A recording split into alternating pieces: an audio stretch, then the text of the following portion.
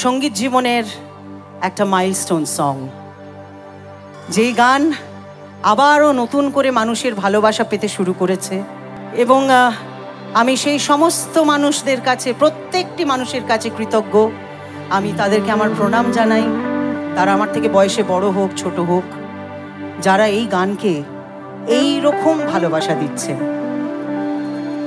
এবং কদিন আগে এই গানটি আবারও ভাইরাল হয়েছে, এবং যেদিনকে ভাইরাল ওই ঘটনাটি ঘটেছে সেদিনকে জিদ্দা আমার সঙ্গে, আমরা সারেগামাপা শুটিং করছিলাম, এবং জিদ্দাকে আমি বললাম, জিদ্দাও খুব খুশি, কারণ জিদ্দাই আমাকে দিয়ে এই গানটা গাইয়েছিলেন।